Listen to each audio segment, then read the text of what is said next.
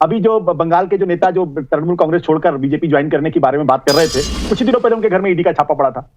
जब अशोक चौहान के बारे में प्रधानमंत्री ji on the floor of the house जब आदर्श घोटाले का नाम लिया, तो बेचारे के पास ऑप्शन क्या था, या तो जेल जाइए या भारतीय जनता पार्टी में शामिल कर लिया। और देखिए कितनी अच्छी चीज है, जैसे भारतीय जनता पार्टी में शामिल हुए उनको राज्यसभा की सीट मिल गई। अब इससे अच्छी डील तो हो ही नहीं सकती, है ना। दारा सिंह चौहान किस पार्टी में है और चुनाव के बाद किस पार्टी में रहेंगे इसकी कोई गारंटी नहीं है। छोड़कर गए थे, घोसी से चुनाव लड़ा, कितने हजार, 40,000 46,000 वोटों से वो हारे थे। और ऐसे लोगों को बजाय किसी भारतीय जनता पार्टी के किसी बड़े नेता को या छोटे नेता को एमएलसी बनाने के, उनको मंत्री बनाने के, एक हारे हुए नेता को जो दल बदलू है उनको आप अपनी पार्टी में शामिल कर लें। जी ने बताया कि भाई ईडी की कार्रवाई हुई, छापा पड़ा और उसके बाद तापस राय आ गए यहाँ भारतीय जनता पार्टी ने। लेकिन आज ही मुकुटमणि अधिकारी, डॉक्टर मुकुटमणि अधिकारी हैं और ये भारतीय जनता पार्टी के विधायक हैं, ये चले गए तृणमूल कांग्रेस में। इनके ऊपर 10 फरवरी को चार्जशीट दाखिल की है, तिजाला पुलिस स्टेशन में, कोलकाता पुलिस में आता है, उसने चार्जशीट दाखिल की। उसका जिक्र आशुतोष जी ने नहीं किया। हम पत्रकारों को कम से कम एकांगी होकर नहीं देखना चाहिए। इनके खिलाफ बड़े गंभीर मामले हैं, 420 है, 406 है, 506 है, 509 है, ऐसे गंभीर मामले हैं। लेकिन भारतीय जनता पार्टी की राजनीति को जरा गंभीरता से समझने की आवश्यकता है। दो चीजें, एक तो एक निश्चित तौर पर पार्टी बहुत बड़ी हो रही होती है तो उसमें बाहर से भी लोग आएंगे ही आएंगे, जो आना चाहेगा आएगा। लेकिन ये कोई कहे कि सारे के सारे लोग डर कर आ रहे हैं, हो सकता है कुछ होंगे, कुछ चोर होंगे, कुछ पापी होंगे, कुछ डरे होंगे, कुछ का अपना होगा, ये कुछ हद तक कहें तो माना जा सकता है। लेकिन बहुतायत नेता डर कर नहीं आता है। जय श्री राम दोस्तों, स्वागत है आप सभी को मेरे YouTube चैनल पर। दोस्तों आज की वीडियो बहुत ही इंटरेस्टिंग होने वाली है, क्योंकि आज की जो डिबेट हो रही है वो आपको दो वरिष्ठ पत्रकारों के बीच में हो रही है। दोस्तों डिबेट काफ़ी कमाल को होने वाला है, क्योंकि इसमें एक तरफ से हर्षवर्धन त्रिपाठी जी हैं जो वरिष्ठ पत्रकार हैं, काफ़ी सुलझे हुए पत्रकार हैं, और एक तरफ से आशुतोष जी हैं जिनके ऊपर आए दिन इल्ज़ाम लगते रहता है कि ये कांग्रेस और टीएमसी के चमचा हैं, और इनके ऊपर आरोप इस तरह का लगता रहता है क्योंकि ये पत्रकारिता की तरह नहीं ना करके ये एक चमचाई की तरह अपना डिबेट करते हैं। तो दोस्तों आज की डिबेट में इनको जिस तरीके से हर्षवर्धन त्रिपाठी जी इनको धोते हैं और इनका मजा लेते हैं, वो देख कर आपको काफ़ी मज़ा आने वाला है। वीडियो काफ़ी कमाल की होने वाली है, तो आप लोगों से अनुरोध है कि आप लोग वीडियो को अंत तक देखिएगा, और मेरे चैनल पहली बार हैं तो चैनल को आप लोग सब्सक्राइब कर लीजिएगा। तो आइए डिबेट को देखते हैं और फिर लास्ट में बात करते हैं। अभी मजा आएगा ना। आशुतोष जी ओम प्रकाश राजभर भूल के स्वामी प्रसाद मौर्य भूल गए, क्योंकि इधर उधर का बोलने में भूल गए तो बोल गए स्वामी प्रसाद मौर्य नाम ले गए। स्वामी प्रसाद मौर्य भारतीय जनता पार्टी में नहीं है। लेकिन भारतीय जनता पार्टी की राजनीति को जरा गंभीरता से समझने की आवश्यकता है। लेकिन ये कोई कहे कि सारे के सारे लोग डर कर आ रहे हैं, हो सकता है कुछ होंगे, कुछ चोर होंगे, कुछ पापी होंगे, कुछ डरे होंगे, कुछ का अपना होगा, ये कुछ हद तक कहें तो माना जा सकता है। लेकिन बहुतायत नेता डर कर नहीं आता। ये सवाल मैं ओपन करती हूं सबके लिए। आशुतोष जी, टूट रहे हैं विधायक के तोड़े जा रहे हैं विधायक। अब जो रुकना नहीं चाहता उसे कोई अगर जा रहा है, मिलिंद देओरा को क्या बीजेपी ने तोड़ा, अशोक चौहान को बीजेपी ने तोड़ा, अजीत पवार जब आए तो बीजेपी ने तोड़ा। मैं पूछना चाहती हूं, आज अगर बासवराव पाटिल जैसे, अर्जुन मोरवाड़िया जैसे छोड़कर चले जाएं और सारा का सारा दोष जो है वो बीजेपी पे मढ़ देना, क्या ये कहीं इसका कोई औचित्य है आशुतोष जी? नहीं नविका जी, आपका सवाल इतना मासूम है कि मेरा मन कर रहा है कि ये सवाल इसका जवाब क्या दिया जाए। चलिए, तो नहीं लगता कि मासूम सवालों का भी जवाब आप नहीं दे सकते तो फिर मैं क्या कहूं? नहीं, इस देश के अंदर तो एनफोर्समेंट डायरेक्टरेट है नहीं, सीबीआई भी है नहीं। अभी जो बंगाल के जो नेता जो तृणमूल कांग्रेस छोड़कर बीजेपी ज्वाइन करने के बारे में बात कर रहे थे, कुछ ही दिनों पहले उनके घर में ईडी का छापा पड़ा था। जब अशोक चौहान के बारे में प्रधानमंत्री ji on the floor of the house जब आदर्श घोटाले का नाम लिया, तो बेचारे के पास ऑप्शन क्या था, या तो जेल जाइए या भारतीय जनता पार्टी में शामिल कर लिया। और देखिए कितनी अच्छी चीज है, जैसे भारतीय जनता पार्टी में शामिल हुए उनको राज्यसभा की सीट मिल गई। अब इससे अच्छी डील तो हो ही नहीं सकती, है ना। इसी तरीके से अजीत पवार, प्रधानमंत्री जी ने दमोह में कहा कि भाई 70,000 करोड़ का घोटाला है, उनको लगा कि अब तो मुझे जेल जाना पड़ेगा, बोले चलो इधर साथियों के साथ चलते हैं इधर। तो ये इसमें कोई दो राय नहीं है। चुनाव का मौसम आता है तो लोग राजनीतिक पार्टियां छोड़ते हैं, एक पार्टी छोड़ के दूसरी पार्टी में जाते हैं, जिनको लगता है कि शायद इस पार्टी से टिकट नहीं मिलेगा, दूसरी पार्टी में चले जाएंगे। दारा सिंह चौहान का उदाहरण आप ले लीजिए।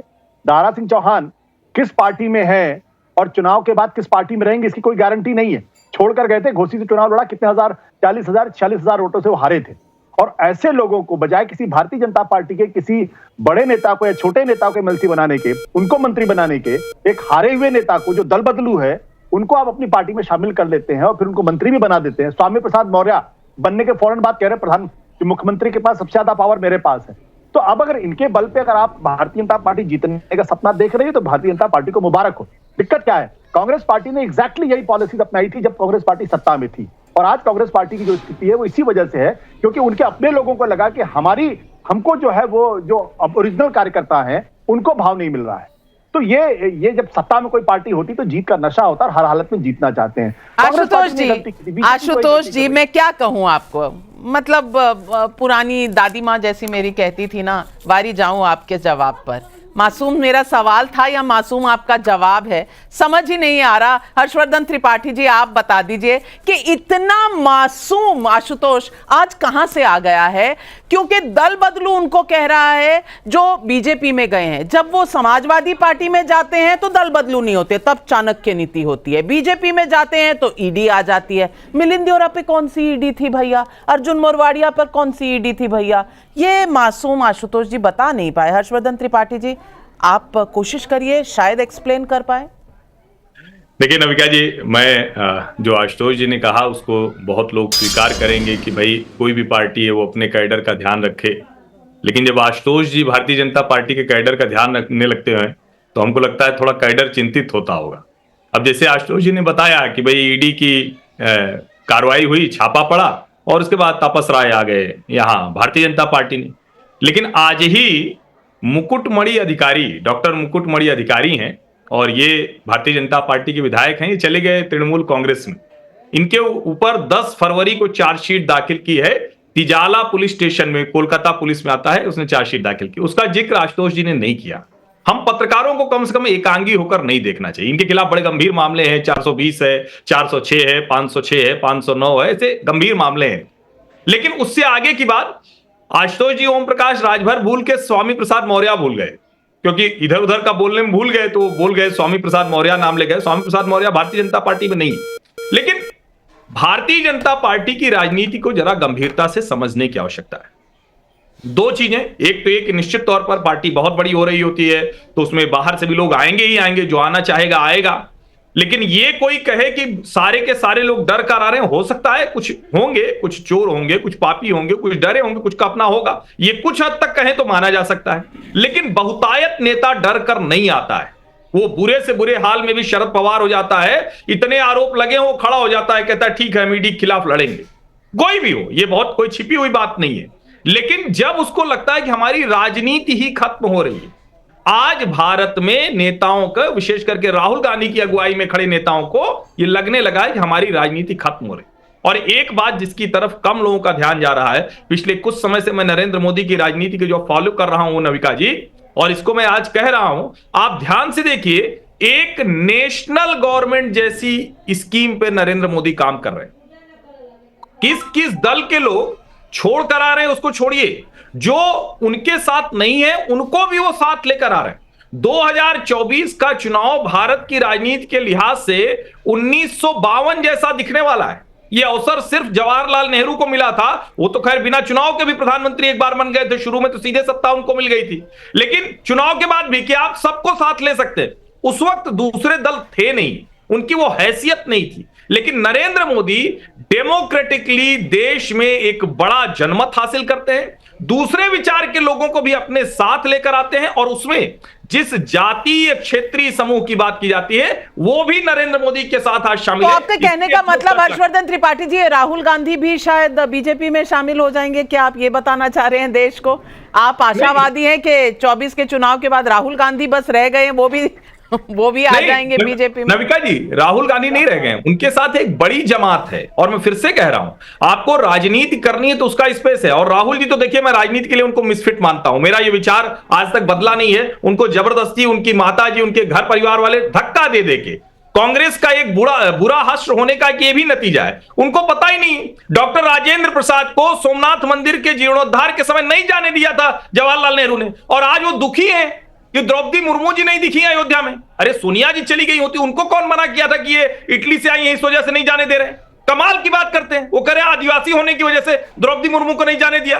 तो भैया क्या कहा गया था? क्या सोनिया जी को आमंत्रण था, खड़गे जी को आमंत्रण था, अधीर रंजन चौधरी को आमंत्रण था? वो गरीब थे, वो आदिवासी थे, वो कौन लोग थे? क्यों नहीं गए वहां? और राजेंद्र प्रसाद जी को रोकने वाले जवाहरलाल नेहरू, आज तो उनके समर्थक यही कहते हैं ना कि नेहरू जी की नीतियों पर राहुल जी आगे बढ़ रहे हैं, तो उनको तो ये बात करनी नहीं चाहिए थी। बिल्कुल सही कहा आपने, और यही सवाल मैं पूछूंगी। हमारे साथ आज सोमनाथ सिंघा रॉय जी हैं। सोमनाथ सिंघा रॉय जी, अब कहा जाता है कि प्रधानमंत्री जिस तरह की भाषा को इस्तेमाल करते हैं शायद नहीं करनी चाहिए। मुझे बताइए, आज ममता बनर्जी ने प्रधानमंत्री के शान में क्या शब्द कहे? पिंटू बाबू को गुस्सा क्यों आता है? संदेश खाली में और शाहजहां शेख के बारे में जो हुआ बंगाल में, वो सबको, पूरी देश ने देखा और महिलाओं ने देखा संदेश खाली की। कोई सुनने वाला नहीं था उनकी। तृणमूल कांग्रेस के कार्यालय में इस तरह का शोषण होता था, कोई बोला नहीं, कोई कंप्लेंट लेने को तैयार नहीं था। आज जो हुआ है कोर्ट्स के बाद, वो सब देख रहे हैं। उसके बाद ये सवाल तो उठेगा ही कि क्या सिर्फ वोट बैंक की वजह से शाहजहां शेख को बचाया जा रहा था? क्या क्योंकि 25 सीटें ऐसी हैं जहां 20 से 30% के वोट्स माइनॉरिटी वोट्स हैं, इसीलिए शाहजहां शेख को अरेस्ट करने में दिक्कत थी? और सवाल फिर यहीं आके रुकेगा कि क्या कुछ सीटों के लिए ममता बनर्जी की सोच सिकुड़ गई थी, महिलाओं की तरफ ध्यान नहीं गया था? क्योंकि दूसरी तरफ प्रधानमंत्री तो अपना दायरा और अपना परिवार बढ़ाते ही चले जा रहे हैं। आज शायद आकलन करने का समय आ गया। नबिका जी, पहली बात, मैं तृणमूल कांग्रेस का कोई लीडर नहीं हूँ। बंगाल में रहने वाले करोड़ों आदमी जो ममता बनर्जी को मां मानते हैं, मैं उसमें से एक।